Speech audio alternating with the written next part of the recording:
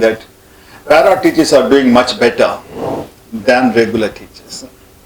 The simple argument is that the regular teacher has a security, and he normally he will not be thrown out, he will not be punished. The incentive punishment systems are very weak.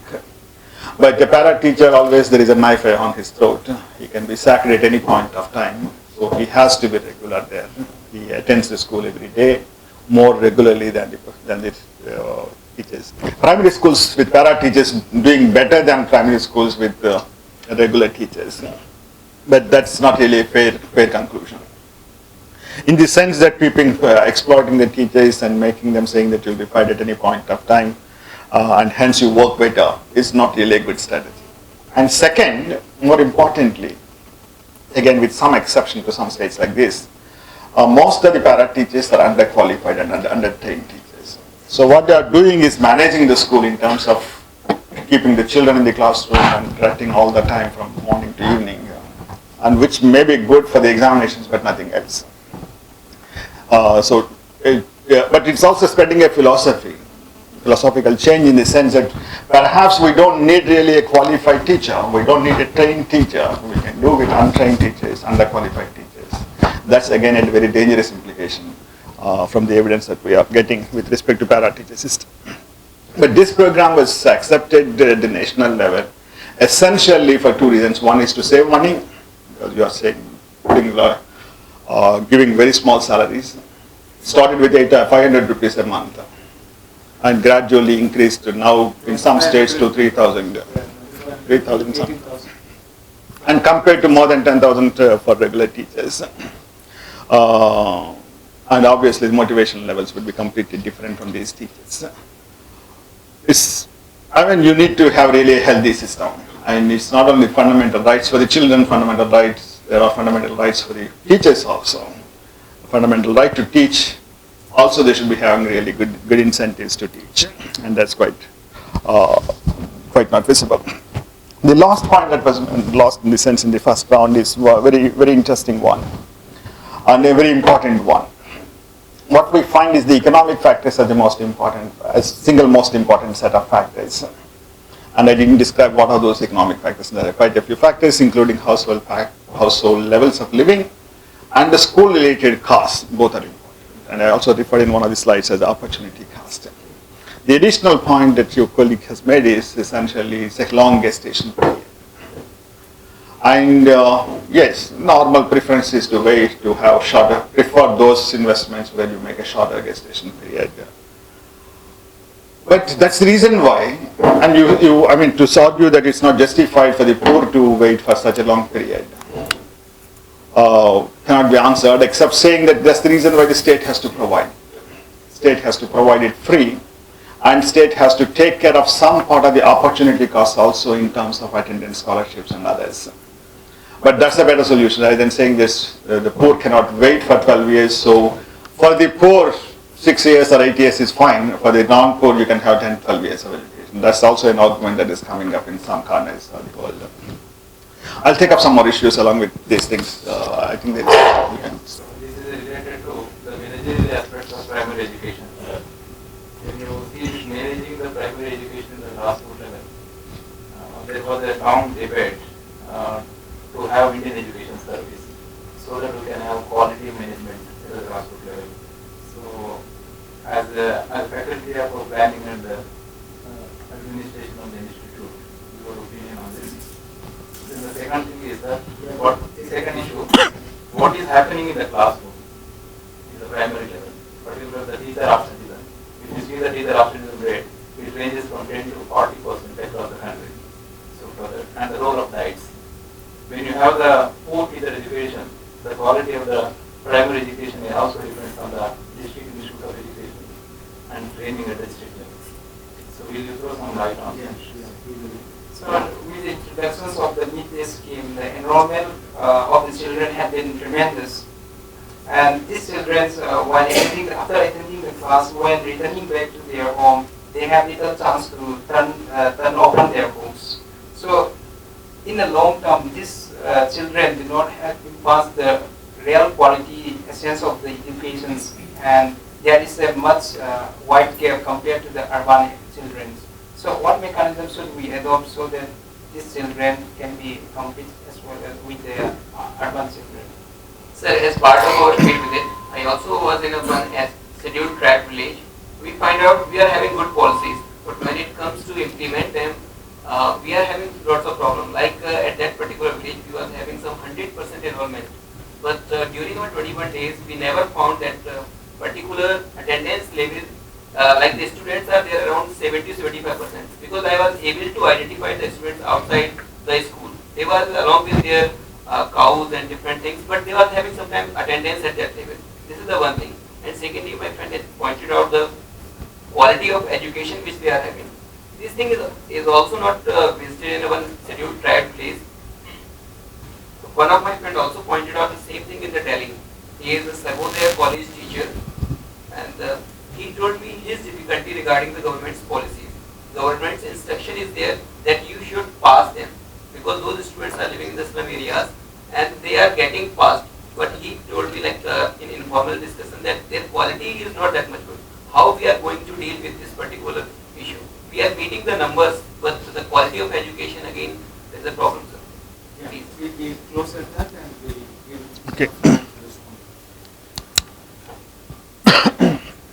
I think in the last round, this last question came up with respect to the incentives for teachers, particularly if the policy is almost written, if not written, definitely unwritten in many places, but almost written, saying that you should promote all the students into upper grades. Otherwise, your promotions would be stopped. Otherwise, more importantly, the number of teachers would come down. So no new appointments will be made, or even the existing teachers will be redeployed to somewhere else, etc. Certainly, they are not really good mechanisms to improve the quality of education. They may serve some other purpose, but certainly not the quality of education. And in some places, perhaps that's true with respect to quite a few states also, not only in Delhi, teachers are punished if the pass out rates are smaller, particularly at 10th and 11th grades, or compared to the last year, if it is not higher, the teachers are punished in terms of increments, punished in terms of transfers. That's taking place in quite a few places. That's definitely not the right way of managing the school teachers. Teacher management is an important problem. Teacher management is a big problem, and para teachers is not a solution for the teacher management problem. But para teachers is being conceived because we can avoid all kinds of management problems, because they are not permanent teachers. Not only pension benefits, etc., are not there, pension burdens, etc., are not there for the government, but they are also not unionized, so they cannot go on strike, they cannot demand anything, etc. But certainly, in a democratic setup that we are brought up, that doesn't look to be a very fair system. The second point that I thought of making, a general point which I deferred, which I should make it, is there are quite a few micro level experiments which are quite good, successful, and you don't find really the same success rate at the national level. That could be with respect to many aspects. That could be with respect to midday meals. That could be with respect to teacher scheme, teacher absenteeism, or with respect to many other programs and policies. There are certain micro level experiments that are being done, some of which are doing really very good. But it's also, the reverse is also true. There are quite a few failures at the micro level which are not to be universalized, saying that there's a failure of the whole system. Now, I refer to the midday meal scheme particularly. Midday meal scheme is one which is having a good history, at least in a couple of states like Tamil Nadu and Kerala, a long history, and that has a very, very significant effect, apart from on the health of the children, but more importantly on the participation rates of the children, on their continuation rates of the children, and also their learning in the schooling system. There is reasonably good amount of evaluation studies of those experiments in Tamil Nadu and in Kerala. They were also not very rigidly defined, at least in Tamil Nadu it was not so rigidly defined only for the school going child. Every child of that particular age group age group is also not very rigidly defined like 6 to 14, but maybe 15, 16 also. Every child was allowed to have this because they also paid good attention to the nutritional component of the whole program. But there are still lots of problems with respect to the midday meals program. Every day we find some report or other, and quite often we find some cases being filed here and there. Based upon which there are some people who strongly argue, they're saying that this is a big problem. Administratively, it's very difficult. Of course, initially there were lots of complaints that teachers spend a lot of time, etc. But now there are, at least under the village education committee management, there are other people employed for this. And in urban areas, different kinds of mechanisms are being done. But several initiatives are being done to improve the quality of midday meals program, quality of the management of the program, and quality of the food also in many places. But there are still lots of gaps, and that's the reason we find even fatal cases in some cases with respect to the quality of the program that's being done. But not only the educational participation and the health benefits, but one of the most important benefits that was highlighted clearly in many other countries is what I refer to something like externality, the equity aspect. I mean, ideally speaking, if you have a good program of midday meals, the rich and the poor, the Brahmins and the Sudras, all people come sit together and eat the same food. That have a very, very significant effect on the equity aspects, equity considerations of the whole society. That's a major externality. So, in fact, there are some people who strongly argue that even if the program is very weak in its implementation, and even if the program is not improving the participation rates in schooling, which is one of the most important objectives, of course, still it has to be carried out for the very simple reason of producing an equity concept in the whole minds of the children. In a system of our kind where there are lots of differences. There are two other issues. One perhaps I will not be able to say. One is about the teacher absenteeism and another is about the Indian Education Service. Teacher absenteeism along with quite a few other aspects. Teacher absenteeism is recognized as an important problem. But we should also, and the national average is something like 25% with wide variations. I think you put it something like 40% also in some cases. The problem has to be solved, and the mechanism of incentives, the mechanism of punishments is not enough. The only thing that was clearly made, which is said to have made some impact, is where the village education committee is somewhat good and strong. There was a lot of improvement.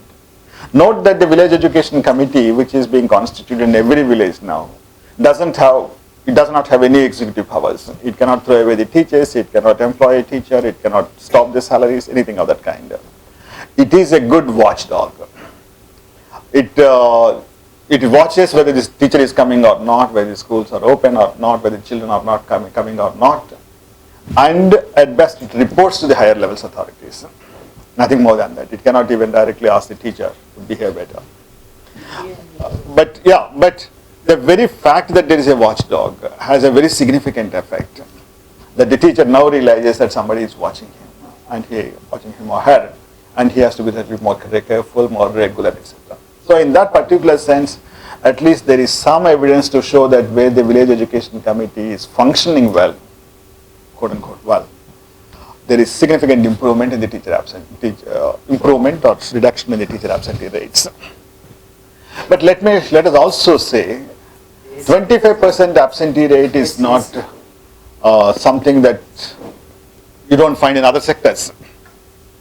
It's not an excuse, of course. As I said, teacher absenteeism rate of 25% is very bad. That has a very significant effect on the quality of education, motivation of the children to continue. Some of the children will drop out, etc. But to condemn the system as a whole, saying that 25% of the teachers in India do not go to primary school, do not go to these classes, schools, and condemn this as a very bad system is not proper, because this 25% rate is absenteeism. Perhaps you will find in many other sectors of administration, governmental administration, and perhaps even private administration. So one has to be somewhat realistic. But I'm not saying that you can tolerate or that's good to tolerate it, etc. You have to develop mechanisms to improve it.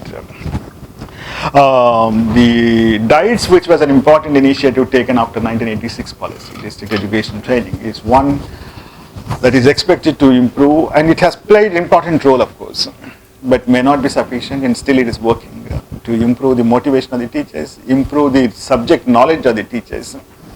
After their training, before getting a job in the schools, teacher training courses at secondary level or at B.Ed level, this is the only institution that provides something like a refresher training programs for the teachers. Otherwise, there was nothing at all earlier. In that particular sense, this is considered as a very, very important initiative that was taken up in the policy. And there are certain evaluation studies saying that yes, lights are working, and it has some significant effect on the teacher quality in the whole system. As I said, I will not be able to answer the last question. Indian Educational Service, there was a demand for a very long period. Still there is a demand for this, saying that we had Indian Education Service like Indian Administrative Service, Indian Civil Service in the last years, and after independence it disappeared. And if we have this, we will have really professional administrators in the educational departments. Otherwise, we have IAS officers in the educational departments or non-professionals. There is a lot of merit in the argument, but I do not know why it is not being taken up. One simple reason is perhaps, which may be too strong a statement, but I do not know. But it's a simple statement that is being made by at least by some people is that the IAS people do not want to leave this. Could be an important reason. But to say that would solve all problems is also something that I do not know very well. I'll stop here, but as Professor Durga Prasad told me, we'll continue it on the dining table. Yeah, but Thank you. one exception for this senior most person. Okay, I'm sorry. I thought you were, yeah. Very sorry for closing. Okay. I'm very sorry for closing. No, you are making a closing statement. But because of my personal interest in the area and also my previous association with Tilak, I would like to raise a few issues on the presentation he has made. Firstly, I would like to caution him, saying that if we look at the statistics of the performance, especially after 85-86, we will feel that there is tremendous improvement. But the real improvement that has come, I have a feeling that it is not much different from what was achieved earlier. For instance, the dropout rate, if you are taking seriously, we know that the dropout earlier, the dropout rate used to be in first and second classes. After second class, many students used to drop out. The remaining children used to continue. Then the dropout was quite apparent. Now that has gone. The same children will be continuing whether they are going to school or not, irrespective of the fact. They will be shown in the attendance registers and they will say that primary level is completed. So this dropout rate is not a good indicator as we stand. And unless we look at the quality of education, we cannot say much about this. Second thing I would like to mention is that this indicator of pupil-teacher ratio is not at all an adequate indicator. That is one thing which I want to mention in the Indian system or in the Indian rural system at least. We should combine not only the pupil-teacher ratio, but also along with that, how many classes are handled by the teacher. If the teacher-pupil ratio is 40 in a full-fledged school, okay, there is no burden. The same 40 in a single-teacher school or two-teacher school, then it is a burdensome and education will be completely spoiled. These two systems cannot be compared. So that's why we should be very careful about how many schools, but you categorize the schools into different categories and take the pupil-teacher ratio in each of them and then talk something about that. And it is not the average that is required, it is the distribution that is required. If one school has less children and we appointed a school, that you should not compensate with some other school and say that average is 40. So that is not proper. And thirdly, I would like to mention your comment. I have a doubt about, of course it is not your comment, education is development. Is it really correct?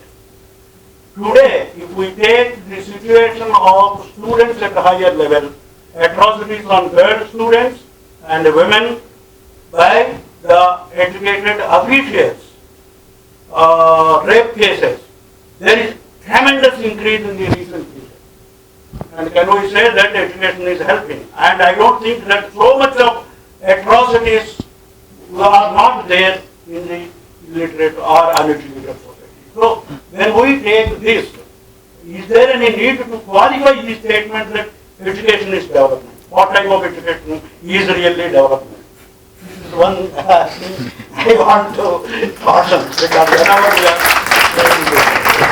And para teachers, I have a small comment on para teachers. I want to say that para teachers, though we say that para teachers are not qualified, they are inefficient, I think the situation will be better than a situation where there is no teacher. So that's why I will say that it should be treated as a short-term measure, or I will say that if there is a sick person, a first aid, if there is an accident, you give first aid first of all. Whoever may be, you may not be a doctor, but give first aid, and then you can take to a doctor. Till you can taking the patient to the doctor, let there be some first aid for the patient. That is my impression. These are the things. And one more on the policy issue, I would like to raise 2-3 issues. One is in the policy, is it not necessary? You are saying that 6 to 14, I think it refers to 9 years of education. Elementary education, 8 years of education. Upper primary education are 7 years of education. So in this, some stage should be dealt very clearly, whether it should be 6 to 14. 6 to 14 has no meaning, even if, as you are saying, if he is studying only 4 classes, it has no meaning. So one should be very clear, and there should be a separate administrative unit for elementary education, like a DEO, District Education Officer for elementary education should be there elementary separately, and this institution should be separated from high school education, because that no district education officer will concentrate on elementary education. Even if he is visiting a high school, he feels it below his dignity to enter a primary school, because his status is much higher and he doesn't like to enter the elementary school. That is the situation. So we must have a separate elementary education district level, at least district level officer should be there. Then second policy thing, we are too much highlighting now the people's participation in education. And we have done away with official monitoring. Do we think that official monitoring is not at all needed? Previously, there used to be visit by the inspector of schools and also inspection. Annual inspection and 2 visits, preceded by 2 visits. That was compulsory for a long time.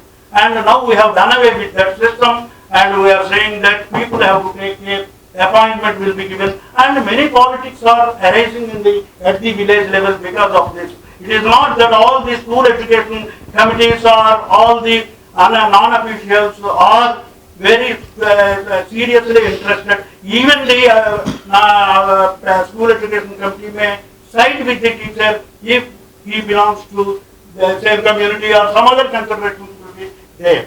So official, should we not emphasize that there should be official monitoring in education to see that standards are maintained properly. And lastly, this, of course, now we see that in urban areas there is a serious problem in primary education, and poor people are affected very much.